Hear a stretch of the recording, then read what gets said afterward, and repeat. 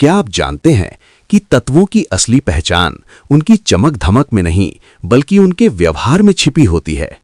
भौतिक दिखावट भ्रामक हो सकती है, इसलिए किसी तत्व को धातु या अधातु बनाने का असली काम उसकी रासायनिक प्रतिक्रिया यानी रिएक्शन करती है।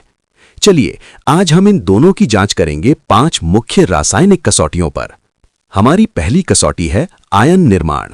धातु यानी मेटल्स दाता होते हैं। ये उदारता दिखाते हुए इलेक्ट्रॉन का त्याग करते हैं और धनायन यानी कैटायंस बनाते हैं, जैसे पोटेशियम K+, सोडियम Na+ और कैल्शियम Ca2+। वहीं दूसरी ओर अधातु यानी नॉन मेटल्स ग्राही होते हैं। ये इलेक्ट्रॉन ग्रहण करके ऋणायन यानी एनायंस बनाते हैं, जैसे क्लोरीन Cl- और सल्फर S2-। दूसरी कसौटी है ऑक्साइड की प्रकृति। धातुओं के ऑक्साइड भास्मिक यानी बेसिक होते हैं, जो पानी के साथ मिलकर क्षार बनाते हैं, जैसे कैल्शियम ऑक्साइड पानी के साथ मिलकर कैल्शियम हाइड्रोक्साइड बनाता है। लेकिन अधातुओं का मिजाज अलग है। इनके ऑक्साइड अम्लीय यानी एसिडिक होते हैं, जैसे कार्बन डाइऑक्साइड पानी के साथ घुलकर कार्बोनिक एसिड तैयार करती है। तीसरी कसौटी तनु अम्ल यानी डाइल्यूट एसिड से अभिक्रिया। जब धातुएं अम्ल से टकराती हैं तो वे हाइड्रोजन को विस्थापित कर देती हैं और हाइड्रोजन गैस मुक्त होती है। जिंक और सल्फ्यूरिक एसिड की रिएक्शन इसका बेहतरीन उदाहरण है।